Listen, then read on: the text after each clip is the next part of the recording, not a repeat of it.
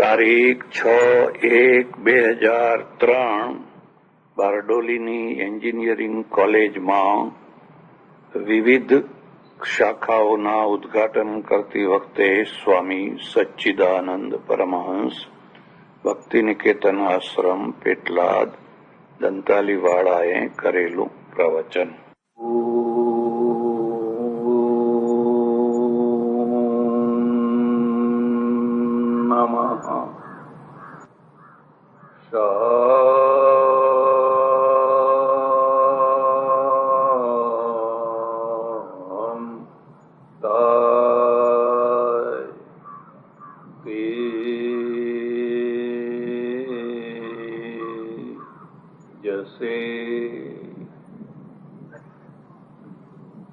આજની સભાના પ્રમુખ સ્થાને વિરાજેલા શ્રીમાન પ્રમુખ મહોદય,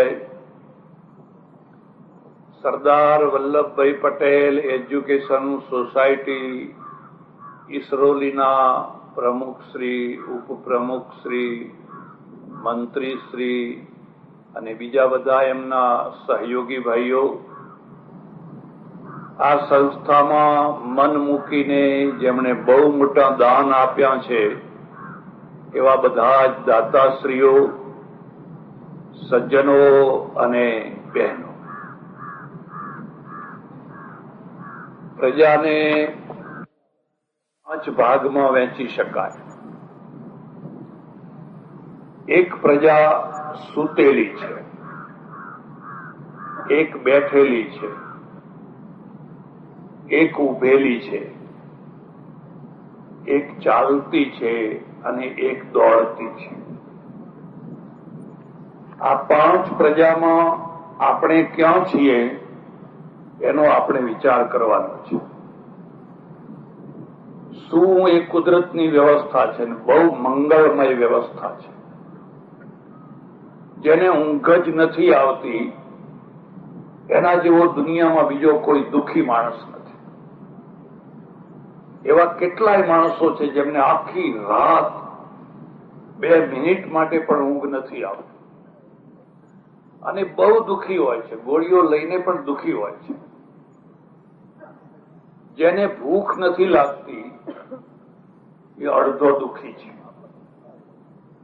પેલો આખો દુઃખી છે. પણ પ્રજા જયારે સૂઈ જાય છે, સૂતેલી હોય છે, ત્યારે કુદરતી વ્યવસ્થાથી નથી સૂતી હોતી. એનો અર્થ છે કે એને પોતાના પ્રશ્નોનું ભાન જ નથી. પ્રશ્નોનું ભાન ન હોવું એનું નામ જ ઊંઘવું છે. તમે ક્યાં છો, કેવા છો, શું છો એ કશી કોઈ મહત્વની વસ્તુ નથી. પણ તમને તમારા પ્રશ્નોનું ભાન છે. તમારા સમાજના પ્રશ્નો, રાષ્ટ્રના પ્રશ્નો, ધર્મના પ્રશ્નો, જીવનના પ્રશ્નો, એ પ્રશ્નોનું જો ભાન ન હોય તો તમે ઊંઘતી પ્રજા છો, સૂતેલી પ્રજા છો. એક બીજો મુદ્દો યાદ રાખજો. તમારી પાસે એજ્યુકેશન નથી, શિક્ષણ નથી અને તમને પ્રશ્નોના ભાન નથી. એ તો આખી દુનિયામાં બધે જ હતું. આખી દુનિયામાં કોઈ 100 વર્ષ પહેલા એવા હતા, કોઈ 200 વર્ષ પહેલા હતા, કોઈ 1000 વર્ષ પહેલા હતા, કોઈ 2000 વર્ષ પહેલા હતા. બધા જ સૂતા હતા. આફ્રિકાનો આખો ખંડ ઊંઘતો ખંડ હતો. એમને બિચારાને કોઈને ભાન જ નથી. પણ જ્યારે તમને વ્યવસ્થિત રીતે ઊંઘાડવામાં આવ્યા હોય અને તમે પ્રશ્નોથી બેખબર રહેતા હોવ ત્યારે એ બહુ મોટા દુઃખનો વિષય બની જાય. તમે સક્ષમ છો પણ પ્રશ્નોને જાણતા નથી. પ્રશ્નોને નથી જાણતા એટલે ઊંઘ્યા કરો છો. એમાં પણ આવી ઊંઘ જયારે ધર્મના માધ્યમથી આવી હોય, અધ્યાત્મના માધ્યમથી આવી હોય તો એને જગાડવું બહુ કઠિન થઈ જાય. માનો કે ધર્મે તમને એમ કહ્યું કે જે નસીબમાં હશે એ જ થવાનું છે, તમે શા માટે માથાકૂટ કરો છો? પ્રારબ્ધ વિના કશું થઈ શકતું નથી. હમણાંથી રોડ ઉપર તમે જોજો કેટલીક ટ્રકોના પાછળ લખેલું હોય છે, સમય से पहले और प्रारब्ध के बिना कुछ भी मिलता नहीं है.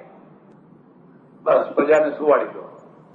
અમેરિકા પ્રારબ્ધથી ઊંચું આવ્યું, જાપાન, ઇઝરાયલ આ બધા પ્રારબ્ધથી ઊંચા આવ્યા. આ સુરત જિલ્લાના બધા ખેડૂતો છે એને મેં 50 વર્ષ પહેલા જોયેલા છે. આજે પણ હું જોઉં છું, પણ બેમાં બહુ મોટું અંતર છે. એક સાથે બધાના પ્રારબ્ધ જાગ્યા. તમે બધું થજો પણ કદી પ્રારબ્ધવાદી ના થશો, કદી નિયતિવાદી ના થશો. જો તમે પ્રારબ્ધવાદી થયા તો પ્રશ્નોને નહીં ઉકેલી શકો. તમારા સામે એક જ મોટું આશ્વાસન છે, પ્રારબ્ધ. હમણાં થોડા ટાઈમ પહેલા મારે અમેરિકા જવાનું થયેલું, પછી રશિયા જવાનું થયેલું. અમેરિકામાં લોસ એન્જલસ હતો અને ત્યાં મને કહેવામાં આવ્યું કે અહીંયા માત્ર વધુમાં વધુ 8.5 ઇંચ વરસાદ થાય છે. આ વર્ષે તો 2.5 ઇંચ જ થયો છે, માત્ર 2.5 ઇંચ. અને છતાં બધું લીલુંછમ છે. તો આ બધું લીલુંછમ થયું ક્યાંથી? એક ધરતી ઉપર પહેલા રેડ ઇન્ડિયનો રહેતા હતા. આજે આટલું બધું લીલુંછમ થયું કેવી રીતે? એમણે કહ્યું કોલોરાડો નદી છે ને, નદીના ઉપર હુવર ડેમ બાંધ્યો અને હુવર ડેમનું જે મબલક પાણી છે એ આખા કેલિફોર્નિયામાં ફેરવી. હવે વરસાદ થાય તોય વાહ વાહ અને ના થાય તોય વાહ વાહ. આજે બધા સુખી છે. ઘણી વાર એવું બને કે ઓછો વરસાદ વધારે ઉત્પાદન આપે અને વધુ વરસાદ છે એ ખેતીને કોવડાવી નાખે. ઇઝરાયલમાં આ સંશોધન થયું છે. તમે ટપક પદ્ધતિથી ઓછું પાણી આપો તો મબલક પાક થાય અને આખું ખેતર પાણીથી ભરી દો, કોવાઈ જાય. એટલે તમારે જે થવું હોય એ થજો, પ્રારબ્ધવાદી ન થશો. કોઈ માણસનું મૃત્યુ નક્કી નથી કે માણસ આ તારીખે મરી જશે, એવું કશું નક્કી નથી. તમે 25 વર્ષ વધારે જીવી શકો છો ને વહેલાય મરી શકો છો.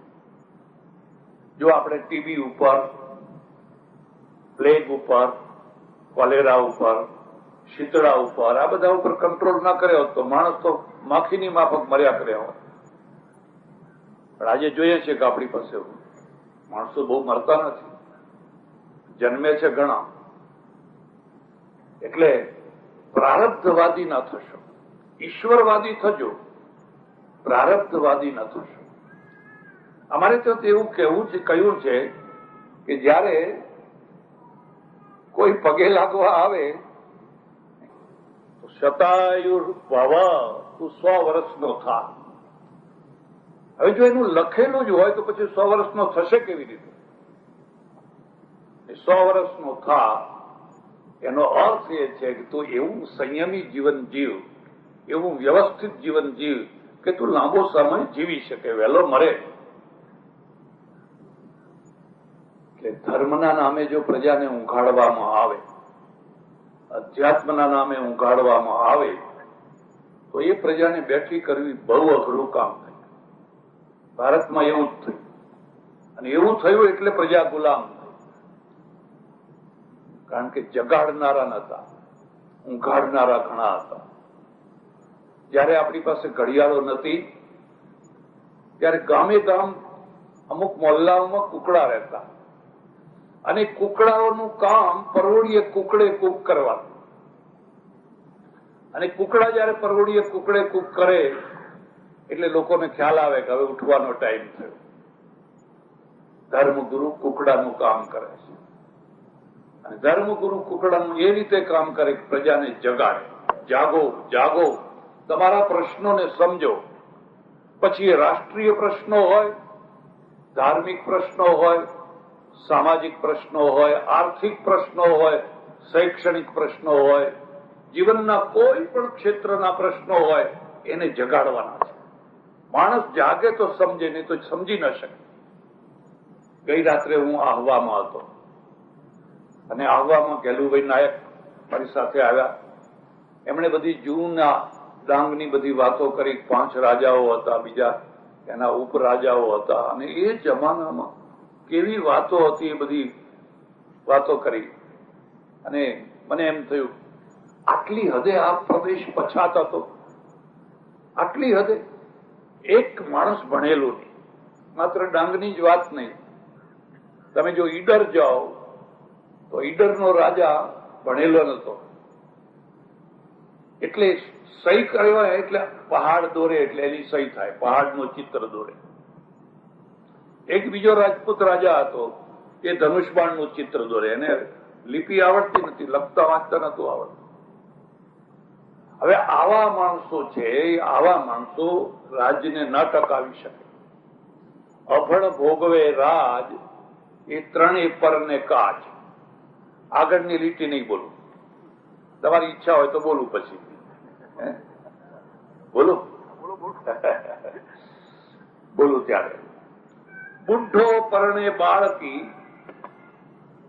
સમજી ગયા? બુઢો પરણે બાળકી, અભણ ભોગવે રાજ, અને બોજ ઉપાડે બળદિયો, એ ત્રણેય પરને કાજ. બસ સમજી જાઓ. એટલે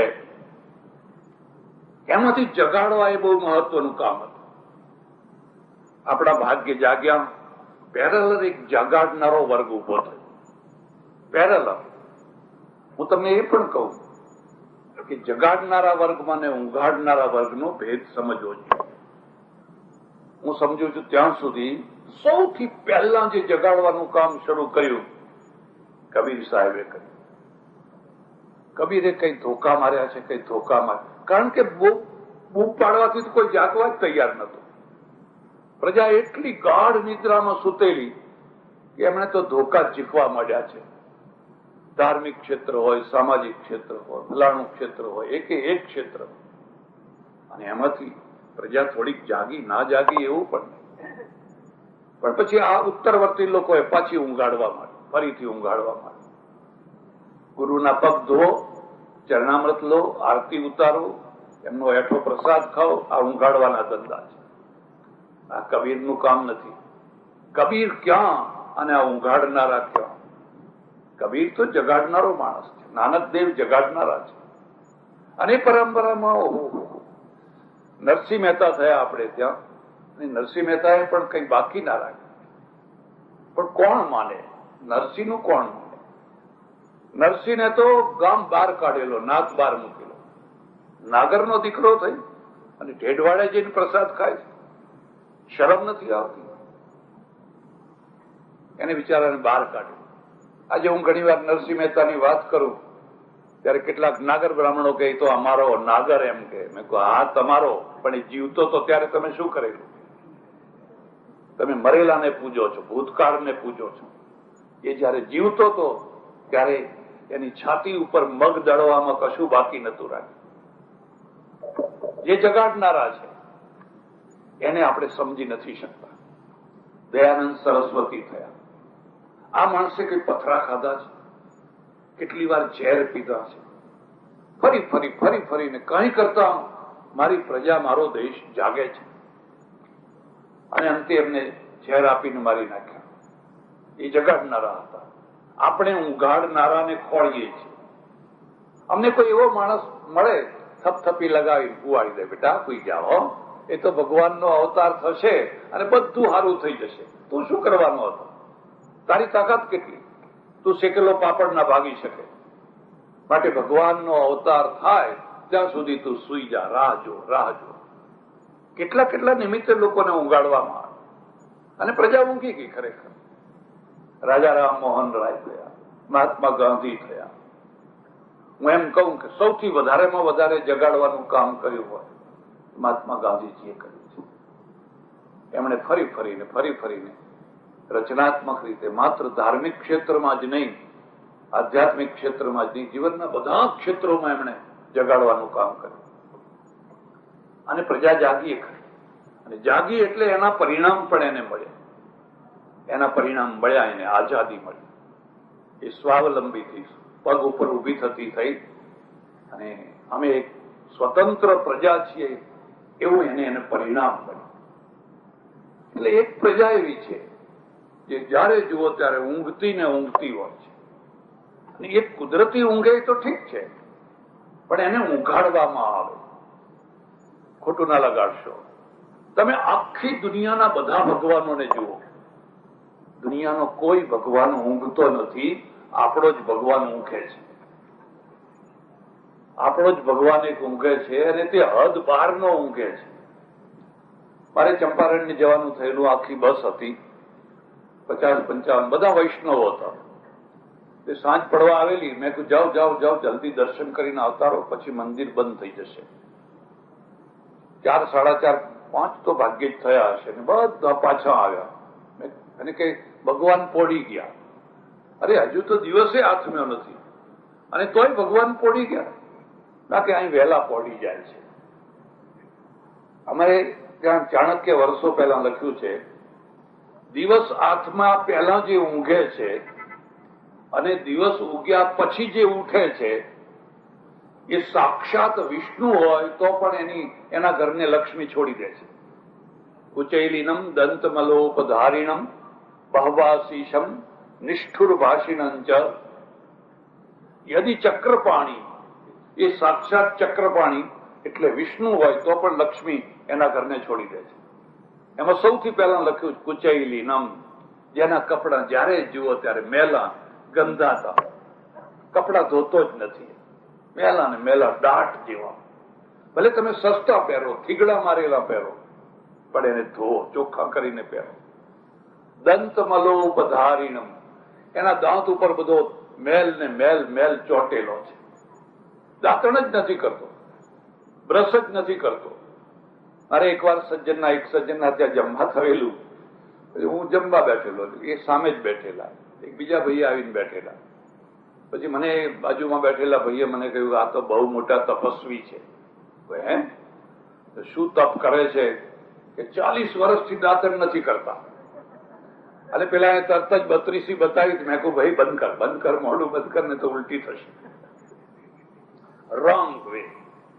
ધર્મગુરુએ એને આ તપ આપ્યું. એને એવું તપ ના આપ્યું કે ગામમાં ફરી ફરીને રોડા ભેગા કરજે તો લોકોને વાગે નહીં, લોકોનો રસ્તો ચોખ્ખો થાય. એને આવું તપ આપ્યું. બહવાશીષમ દંતમલોપધારિણમ બહવાશીષમ. અને જયારે જુઓ ત્યારે ખા ખા કરે છે, ખાવાનું, પણ જયારે જુઓ ત્યારે નિષ્ઠુર ભાષિણં ચ, અને કુવાડાની ભાષા બોલે છે, કઠોર ભાષા બોલે છે. એને મધુર ભાષા, મીઠી ભાષા બોલતા આવડતું જ નથી. સાંજ પહેલા સુઈ જાય છે ને દિવસ ઉગ્યા પછી ઉઠે છે. યદિ ચક્રપાણી, જો આવું કામ ચક્રપાણી વિષ્ણુ કરતા હોય તો પણ લક્ષ્મી કે છે હું એનું ઘર છોડી દઉં. એટલે એક કુદરતી ઊંઘ હોય તો ઠીક છે, પણ આ તો ઊંઘાડવામાં આવ્યા છે, અને જાત જાતના નિમિત્તે કરીને ઊંઘાડવામાં આવ્યા છે. હું એક બીજા મહારાજ હતા, મારા ઓળખીતા, એમના ઓળખીતા, મારા નહીં પણ એમના ઓળખીતા, એક બેંકના રિજિયોનલ મેનેજર હતા. એમના ત્યાં ગયા.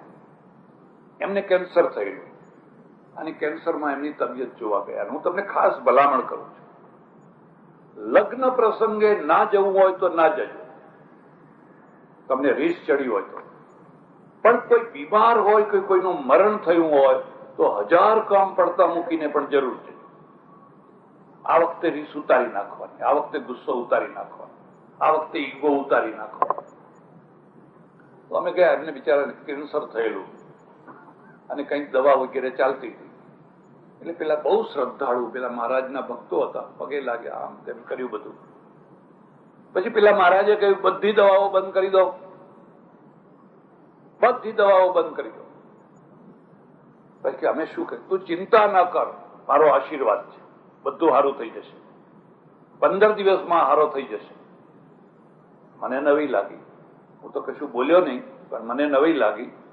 પછી અમે વિદાય થયા ત્યારે મેં કહ્યું મહારાજ તમે આને આશીર્વાદ આપ્યો તો 15 દિવસમાં સાજો થઈ જશે? મને કે થઈ જાય તો વાહ વાહ, ને ના થઈ જાય તો આપણું શું જવાનું હતું. પણ એ દવા કરતો તો એને દવા તો કરાવવા દો. મને કે જો હાજો થઈ જશે તો આપણો ચમત્કાર, અને ન થાય તો કઈ દાવો કરવાનો નથી. અમેરિકા નથી કોઈ શું કરે, આ તો ભારત છે. ઓહો આ માણસને ઊંઘાડી દીધું અને એને દવા છોડી દીધી. પેલા માણસે દવા છોડી દીધી. શ્રદ્ધા હોવી જોઈએ, પણ અતિ શ્રદ્ધા દુઃખદાયી છે, અશ્રદ્ધા દુઃખદાયી છે, કુશ્રદ્ધા દુઃખદાયી છે, અંધશ્રદ્ધા દુઃખદાયી છે, એમ અતિ શ્રદ્ધા પણ દુઃખદાયી છે. અતિ શ્રદ્ધા એનું નામ છે જે તમારા પુરુષાર્થને છોડાવી દે, જે તમારા પ્રયત્નને છોડાવી દે. અતિ શ્રદ્ધા. મનુષ્ય યત્ન, ઈશ્વર કૃપા, બેને ભેગા કરવાના. મનુષ્ય યત્ન કરે, ઈશ્વર કૃપા કરે. અને 15 દિવસ થતા મને સમાચાર મળ્યા કે માણસ મરી ગયો. ખરેખર મરી ગયો. હવે મરી ગયો કે એને મારી નાખવામાં આવે. એટલે એક ઊંઘ છે, જે ઊંઘતી પ્રજા છે, એને ઊંઘાડવામાં આવી છે વર્ષોથી. વાજિંત્રો વગાડીને ઊંઘો ઊંઘો ઊંઘો. એ પેલા બધા આવ્યા પાછા. મને કે ભગવાન તો પોડી ગયા છે. કેમ? હજુ તો દિવસ આચમ્યો નથી, પણ ના કઈ ભગવાન વહેલા પોડી જાય છે અને પછી સવારે મોડા ઉઠે છે. હું તમને ખાસ ભલામણ કરું છું, તમે મંદિરો ચલાવતા હોવ તો જરૂર ચલાવો. હું મંદિરોનો વિરોધી નથી, પણ મંદિરોની અંદરથી પ્રેરણા મળે એવું કંઈક કરો. અને પ્રેરણામાં પહેલી પ્રેરણા એ છે કે મંદિરમાં કદી સોનું ચાંદી ભેગું ના કરશો. જો તમે મંદિરોમાં સોના ચાંદી ભેગા કરશો તો મોહમ્મદ ગજનીને પેદા કરશો. એટલું યાદ રાખો. એની ગંધથી જ મોહમ્મદ ગજની અહીં લૂંટવા આવેલો. અમારા મંદિર છે, અમારા આશ્રમમાં મંદિર છે, પણ એક વાલની વીંટી નહીં રાખવાની. હમણાં થોડા દિવસ પહેલા જ એક માણસ આવેલો, આવડું મોટું મુગટ લઈને. મને કે મેં હનુમાનજીનો મુગટ માન્યો છે, આ ચાંદીનો મુગટ, ને તમારા મંદિરમાં હનુમાનજીને પહેરાવો છે. મેં કહ્યું ના ભાઈ, મારા મંદિરમાં હનુમાનજી વગર મુગટના જ હારા. તારે માનતા હોય તો અડાડી દે અને જઈને બીજા કોઈ મંદિરમાં જ્યાં બહુ ચાંદી સોનું ભેગું થતું હોય ત્યાં જઈને આપ્યા. પણ કે તમે રાખો ને. મેં કહું જો અત્યારે અમારા હનુમાનજી ખુલ્લા ઉગાડા પડ્યા છે, પછી મારે આવડું તાળું મારવું પડશે. આખો દિવસ મારું ધ્યાન જશે કોણ ગયું, કોણ નીકળ્યું, પેલો મુગટ છે કે નહીં, મુગટ તો નથી લઈ ગયો નહીં. તું કીધું જો હું અત્યારે શાંતિથી રહું છું ને પછી મને અશાંતિ થઈ જશે. તમે મંદિર જરૂર ચલાવો, સોનું ચાંદી ભેગું ના કરો. એ તમને નુકસાન કરશે. અંતે તો એ કોઈ ચોર લઈ જશે, કાં તો પૂજારીની દાનત બગાડશે, નહીં તો કોઈ વહીવટ કરનારી દાનત બગાડશે. એના બધા કરતા એ જેવા છે એવા ભગવાન બહુ સરસ દેખાય છે. શા માટે આ બધું ભેગું કરો? અને છતાંય ભેગું થતું હોય તો વાપરી નાખો. અને વાપરવાની જગ્યા ના મળતી હોય તો આવી કોઈ ઇન્સ્ટિટ્યૂટ થતી હોય, કોઈ કોલેજો થતી હોય કોઈ જગ્યાએ, ત્યાં તમારા ભગવાનનું નામ મૂકીને પણ વાપરી નાખો. આથી વધારે કઈ સારી જગ્યા મળવાની હતી જ્યાં આવનારી એક નવી પેઢી તૈયાર થવાની છે.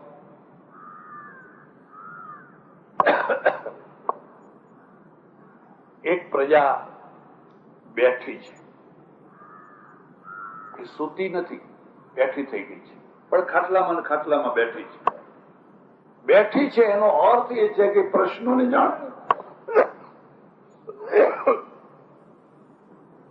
જાણે છે, પણ નિષ્ક્રિય છે. જાણવું અલગ વસ્તુ છે, આચરવું બીજી વસ્તુ છે. એટલું તો સારું છે કે પ્રશ્નોને તો જાણે છે અને બેઠી તો થઈ છે, પણ કશી ક્રિયા નથી કરતી. નહીં, પાણી નહીં જોઈએ, કશી ક્રિયા નથી કરતી. યસ્તુ ક્રિયાવાન સપુરુષ પંડિત, ચાણક્ય લખ્યું છે. જે ક્રિયાવાન પુરુષ છે એ જ પંડિત છે. એ તો બેઠો છે, એ સરસ મજાનો બેઠો છે. પણ એ હું તમને કહું, બેઠેલો માણસ એ બહુ ખરાબ નહીં. મારા ઓળખીતા એક સજ્જન છે, 80 વર્ષ ઉપરના થઈ ગયા છે, અમેરિકામાં રહે, અને 3-4 છોકરા, પણ એકે છોકરો એમને રાખે. આમાં એકલા છોકરાઓનો જ દોષ હોય એવું નહીં માની લેવાનું. કેટલીક વાર ડોહાઓ પણ હરખા નથી, આકણા નથી રહેતા હોય. બધી બાબતોમાં છોકરા જ ખરાબ હોય છે એવું નહીં માની લેવાનું. પેલા પતિ પત્ની બંને રાત્રે 8 વાગે જોબ કરીને આવે, રસોઈ કરે, જમે, આ તે કરતા કરતા 10, સાડા 10 સુઈ જાય ને આ ડોસો છે એ 2:30 વાગે ઉઠે. અને 2:30 વાગે ઉઠે એનોય વાંધો નહીં, બાથરૂમમાં જાય, સ્વામિનારાયણ સ્વામિનારાયણ એવા જોર જોરથી બોલે ને બધાની ઊંઘ બગાડી નાખે. પેલો છોકરો કે ભાઈ સાહેબ મેં હાથ જોડ્યા, બાપા તમે ભગવાનનું નામ લો પણ ધીમેથી લો, આ બધાની ઊંઘ બગડે. તો કેવો નાસ્તિક છે, મારે ભગવાનનું તો નામ લેવું જ પડશે ને. પણ ભગવાનનું નામ આવી રીતે લેવાનું હતું હશે. હવે આ નડતા માણસો છે કે મને કે મહારાજ એક કામ કરો ને, તમારી સેવા માટે લઈ જાઓ અમને. મેં કહ્યું આખી જિંદગી તમને નડ્યા ને હવે મને નડે, હવે તો મને છોડો. મેં કહ્યું બાવા થયા, હવે તો છોડો તમે. અને એ ડોસો અંતે ત્યાં ના રહી શક્યો ને એને પછી કાઢી મૂકવા પડ્યા. માણસ બેઠો છે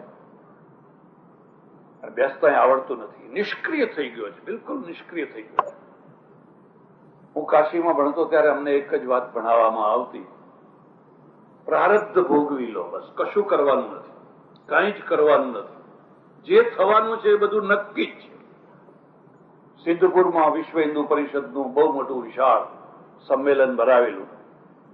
અમે બધા ઘણા સાધુઓ ભેગા થયેલા, મારે જવાનું થયેલું અને બધી ઘણી વાતો થઈ. એમાં મેં કહેલું ભાઈ હમણાં કુંભ મેળો આવવાનો છે અને એક કુંભ મેળામાં ત્યારે 800 કરોડ રૂપિયા ખર્ચો થતો.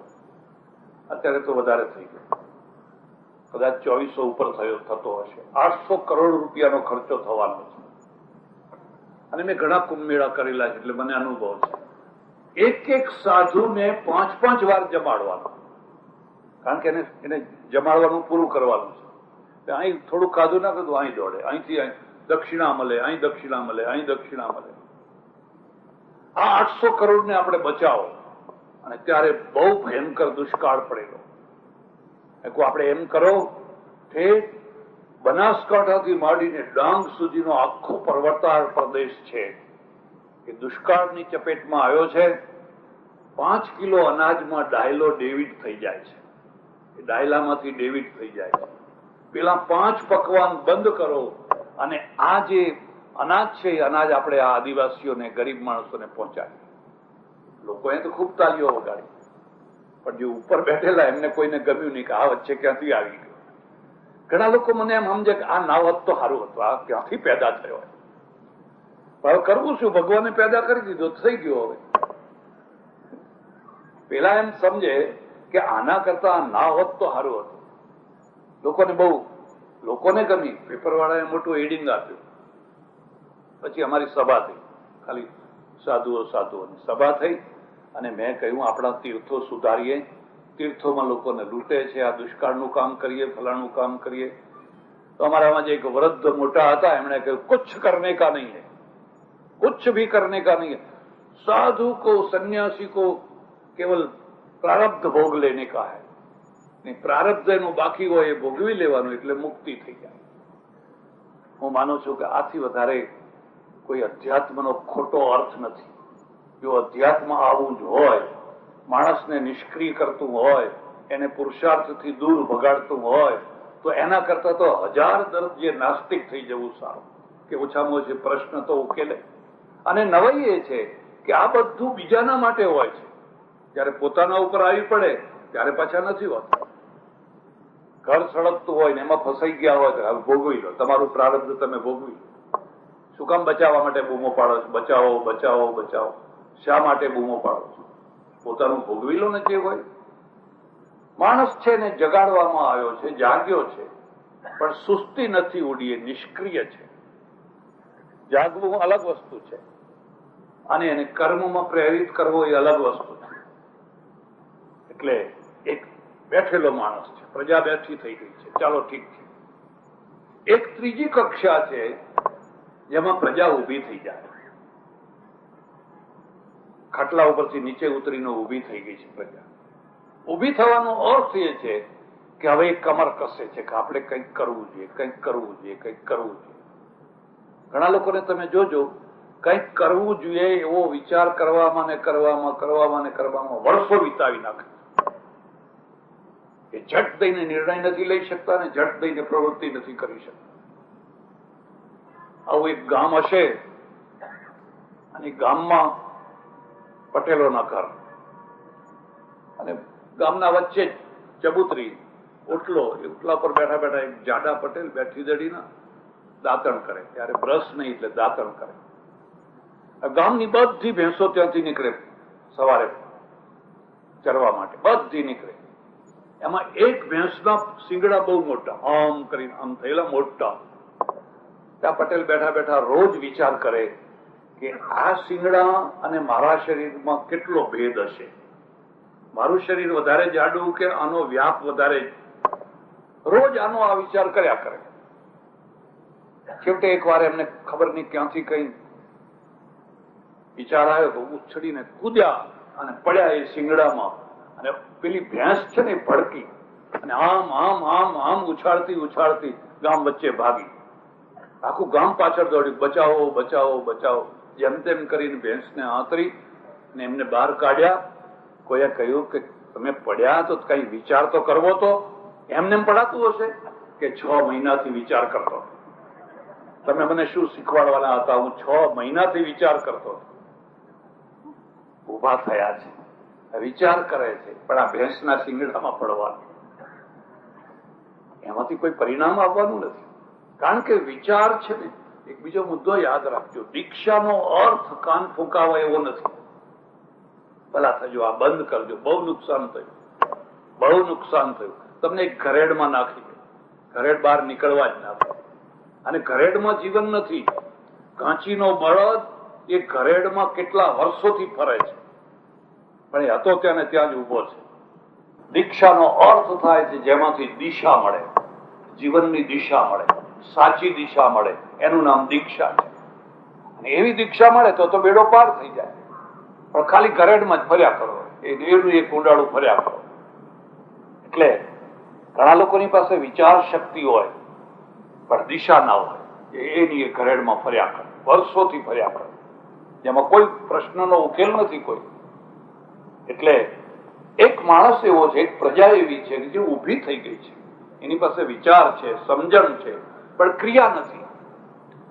અને સાચી દિશાની ક્રિયા નથી ને એના પરિણામ એને મળતા નથી. એટલે વળી પાછી એક કક્ષા આવે છે જ્યાં પ્રજા ચાલતી થાય છે. ચરે વેતી ચરે વેતી ચરે વેતી, તું ચાલ તું ચાલ તું ચાલ. તમે ચાલ્યા, અહીંથી ઠેઠ અમેરિકા સુધી ચાલ્યા, ઇંગ્લેન્ડ સુધી, આફ્રિકા સુધી, કેનેડા સુધી, ઓસ્ટ્રેલિયા સુધી, પનામા સુધી, ઓહો ક્યાં સુધી ચાલ્યા. અને ચાલ્યા તો એનું આખું રૂપ બદલાઈ ગયું. આજે આ દાતાઓ લાખો લાખો રૂપિયા આપે છે, ક્યાંથી આવ્યા? જો એ ચાલ્યા ના હોત, અહીંયા 2 વીઘા જમીન, 5 વીઘા જમીન, એ 5 વીઘા જમીનમાં કુદરતી વરસાદમાં જો જીવન જીવ્યા હોત તો મને નથી લાગતું કે આટલું મોટું એ ડોનેશન કરી શક્યા હોત. જે ચાલે છે એનું ભાગ્ય પણ ચાલે છે. અને ચાલતા અટકાવ્યા તો કોણે? આખી દુનિયા ચાલતી. મારી વાતને તમે સમજો. સુપર પ્રજા છે, એ સુપર પ્રજાનું પહેલું લક્ષણ છે માઇગ્રેશન. જે લોઅર પ્રજા છે ને બાપના ગામમાં બેસી રહે છે, ખસતી જ નથી. ભૂખે મરી જાય છે, ખારું પાણી પીવે છે, પણ ખસતી નથી. સુપર પ્રજા હંમેશા માઇગ્રેટ થયા કરે છે. આખું અમેરિકા તો માઇગ્રેશન માંથી વસેલું છે. અને અમેરિકાના જે મૂળ વતની છે ને, રેડ ઇન્ડિયનો, આજે એની એ દશામાં છે. એ તો હતા ત્યાં ને ત્યાં છે, એમનો કોઈ વિકાસ નથી થયો. એની વાત જવા દો, તમે મુંબઈમાં જઈને જુઓ ને, આખી મુંબઈની જાહો જલાલી બહારથી આવેલી પ્રજામાં છે. અને મુંબઈની મૂળ પ્રજા જે છે આજે પણ વાસણ ઘસવાનો ધંધો કરે, આજે પણ વાસણ ઘસવાનો, ઘાટીનો ધંધો કરે. માઇગ્રેશન છે એ સુપર પ્રજાનું પહેલું લક્ષણ. અંગ્રેજો આખી દુનિયા ઉપર ફરી વળ્યા, ગોરા લોકો જહાજો લઈને નીકળ્યા, આખી દુનિયા ઉપર મુઠ્ઠી કબજે કરી. આપણે જ જતા હતા, આપણે વટલાઈ જતા હતા. કારણ કે બીજાના હાથનું પાણી ના પીવાય, બીજાને અડાય એટલે દરિયાના કાંઠેથી દૂર. જૈનોને પાપ લાગતું હતું, અહીં પાપ લાગે, અહીં પાપ લાગે, અહીં પાપ લાગે, અહીં પાપ લાગે. ઓહો, કઈ પાપ ઉભા કર્યા, કઈ પાપ ઉભા કર્યા. હા, એક વાત છે, બેંક ને ખાઈ જવામાં પાપ ના લાગે. આખી બેંકની બેંક ખાઈ જતી હોય તો કશું પાપ ના લાગે. તમે નામ વાંચજો બધા કોના આવે છે. બેંકોની બેંકો ખાઈ જાય. મારે ત્યાં એવી ડોશીઓ છે બિચારી, આખી જિંદગી દરણા દરીને કચરા પોતા કરીને માંડ થોડા પૈસા ભેગા કરેલા, ખલાસ, રડે જ બધી અને રડે જ બધી. આપણે ભૂલી પડેલી પ્રજા છે, ધર્મના નામે ભૂલી પડેલી પ્રજા છે, અધ્યાત્મના નામે ભૂલી પડેલી પ્રજા છે. મુસલમાનો આખી દુનિયા ઉપર ફરી વળ્યા. એક સ્પેન થી માંડીને ફિલિપાઇન સુધી એમને લીલો ઝંડો ફરકાવી દીધો. આપણે બહાર ના નીકળ્યા, કારણ કે આપણને બધી રીતે રોકવામાં આવ્યા. બહાર ના જવા, ગાંધીજીને નાક બહાર મૂકેલા, જવાય. હું કાશીમાં હતો ત્યારે મારા એક બહુ મોટા શેઠ હતા મારવાડી, ગોયંકા, અને એને સંસ્કૃત કોલેજ ઉભી કરેલી. એનો જમઈ એને ટીબી થયેલો ત્યારે સ્વિટ્ઝરલેન્ડમાં એની દવા થતી, અહીં ના થતી. પેનિસિલિન ને એ બધું નીકળેલું નહીં ને, શરૂમાં ત્યાં બધી થતું.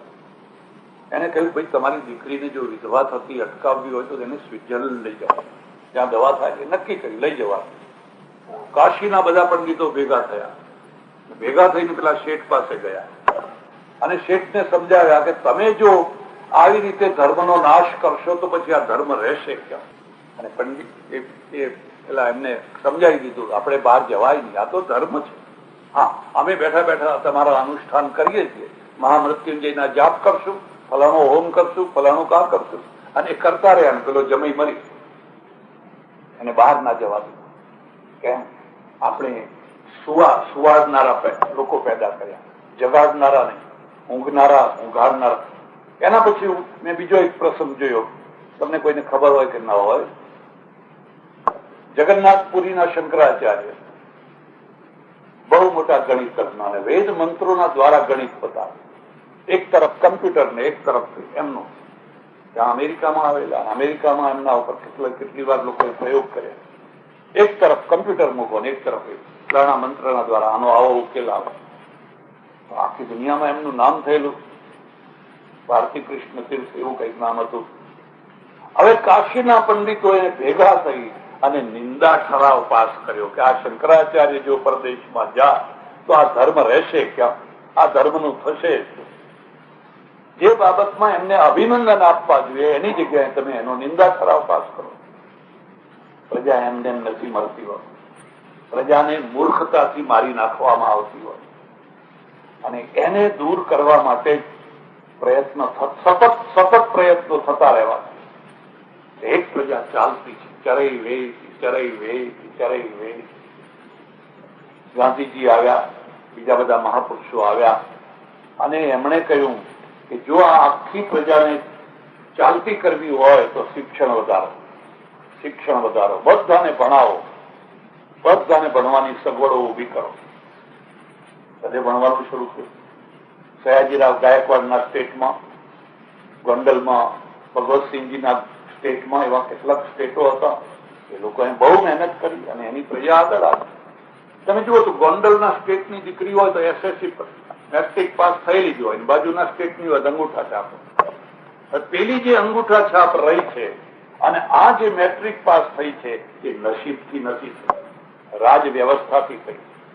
જો રાજા સારી વ્યવસ્થા કરે તો આ એસએસસી પાસ થાય, રાજા ના કરે તો પેલી અભણ રહી જાય. એમાં આટલો ફરક રહ્યો. એક રાજ વ્યવસ્થા પણ કામ કરતી હોય. અને આપણે ધીરે ધીરે ધીરે ધીરે ચાલવા માટે અહીંથી જે પહેલા નીકળેલું મારું એક પુસ્તક છે, તમારી ઈચ્છા થાય તો વાંચજો, મેં એનું આખું વર્ણન લખેલું છે કે અહીંથી જે પહેલી પેઢી નીકળેલી એને કેટલું દુઃખ ભોગ્યું. એ જતાની સાથે ડોલરના ઝાડ ખખડાવા નથી માંડ્યા. એ ભૂખે રહી, તરસી રહી, રોગમાં 10 વર્ષે બાલ બચ્ચાના મોઢા જોવે, બાલ બચ્ચાના મોઢા ના જોવે. અમારે ચરોતરમાંથી એક પટેલ ગયા અને મને વાત કરે કે 13 વર્ષ સુધી કોઈ સંદેશો જ નહીં, કોઈ સંદેશો નહીં કે જીવે છે કે મરી ગયા કે શું થયું કે શું ના થયું. બધાને ભેગા થઈને પેલી એની ઘરવાળી ઉપર દબાણ કર્યું, તું ચૂલ્લા ફોડી નાખ, તું વિધવા થઈ ગઈ, એ જીવતો હોય તો જરૂર કઈ સમાચાર આવે, માટે તું તારી બંગડીઓ તોડી નાખ. પણ પેલી સ્ત્રી એવી ને કે ના, નહીં તોડ. મને અંદરથી આત્મા કહે છે કે જીવતા છે, એ જીવતા છે. અને 13મા વર્ષે ખબર પડી કે હા, એ જીવતો છે. આ કેટલી મોટી તપસ્યા છે. જો મારી વાત તમે માનો તો હું તમને ખાસ કહું છું કે ભગવાનનો ફોટો ઘરમાં રાખો કે ના રાખો, પણ આ બીજી ત્રીજી ચોથી પેઢીના વૃદ્ધનો ફોટો તો ઘરમાં જરૂર રાખો. એની તપસ્યા આજે તમે ભોગવી રહ્યા છો, એની તપસ્યાના ફળ તમે ભોગવી રહ્યા છો. અને જો ભગવાને તમને સમૃદ્ધિ આપી હોય, સુખી બનાવ્યા હોય, તો આવી કોઈ જે પ્રશ્નો ઉકેલનારી સંસ્થાઓ થતી હોય ત્યાં એમના નામની 2 ઈંટો ચોંટાડજો કે ચાલો ભાઈ, મારા દાદાના નામની, મારી મમ્મીના નામની, માના નામની આ 2 ઈંટો જરૂર ચોંટાડજો. કારણ કે એમણે તમારા માટે બહુ મોટી તપસ્યા કરી. આ જ ખરી તપસ્યા છે. ભૂખે મરવાનો કશો અર્થ નથી, આમ દંડવત કરીને ચાલવાનો કશો અર્થ નથી. આ પાયાનો કામ છે. એટલે પ્રજા ચાલતી થઈ. પણ જયારે તમે ચાલતા થાઓ ત્યારે એટલું યાદ રાખજો કે તમે એકલા નથી ચાલતા. તમે એકલા નથી ચાલતા. આ એક માથેરાન દોડ છે. તમે નામ સાંભળ્યું છે માથેરાન દોડ? કઈ એવી હોય છે ત્યાં બધા ઘણા મેરેથોન એવી કઈ દોડ. અને દોડમાં તો ઘણા માણસો દોડે છે, અને ઘણા માણસો દોડે છે. એમાં તમે જો સૌથી પાછળ રહી ગયા, ધીમે ધીમે લટકતા મટકતા શું નાહી જાય છે, તો પાછળ રહેનારાનું શોષણ થશે. આ નિયમ. જે પાછળ રહેશે એ માર ખાશે, અને જે આગળ હશે એ માલ ખાશે. અમેરિકાની પાસે કેમ સમૃદ્ધિ આવી? આગળ નીકળી. તમે આગળ નીકળો, નીકળાતું નથી તો એની દોસ્તી કરો, એની ભાઈબંધી કરો. જે આગળ છે એની સાથે દુશ્મનાવટ ના કરો. એની સાથે દુશ્મનાવટ કરશો તો તમે પાછળ ને પાછળ રહેશો. ગઈકાલે જ મેં આદિવાસીઓની સભામાં એક ખાસ વાત કહી, અને એ જ વાત હું તમને આજે પણ કહું છું. જેને વિકાસ કરવો હોય એને પોતાના સમાજથી જે ઊંચો સમાજ હોય એની સાથે મૈત્રી કરવાની, દુશ્મનાવટ નહીં કરવાની. તમે નીચો સમાજ છો તો ઊંચા સમાજ સાથે મૈત્રી કરો તો તમારો વિકાસ થશે. જો તમે એના સાથે શિંગડા ભેરવશો તો તમારું પતન થશે. અંગ્રેજો આવ્યા અને અંગ્રેજોની સાથે જે લોકોએ મૈત્રી કરી એ ઊંચા આવે, અને એમની સાથે જેને મૈત્રી કરી એ બીજા આવે, ઊંચા આવે. પણ જો તમે શિંગડા ભેરવશો તો તમે વધારે ને વધારે પછાત થતા થશો. રાજકારણ વાળા શિંગડા ભેરવવાનું શીખવાડે છે, મૈત્રી કરવાનું નથી શીખવાડતા. મૈત્રી કરવાનું શીખવાડે તો બહુ સારું થાય. એ તો શિંગડા ભેરવવાનું શીખવાડે. આ તમારા દુશ્મન જોયે ને, એનો બંગલો જુઓ, તમે એના ખેતરો જુઓ, પણ તું એવો બંગલો બાંધ ને, તને કોણ રોકે? એ બંગલો બાંધતા પહેલા એને કેટલી તપસ્યા, કેટલો પુરુષાર્થ કરવો પડે એની તમને ખબર?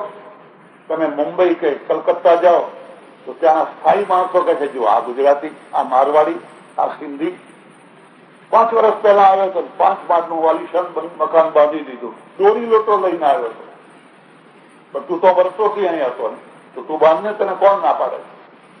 એક દોરી લોટો લઈને નતો આવ્યો, એ મગજ લઈને આવ્યો, એની આવડત લઈને આવ્યો.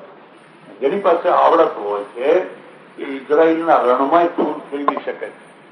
જેની પાસે આવડત નથી હોતી એ નંદનવનને ઉજાડી નાખતો હોય.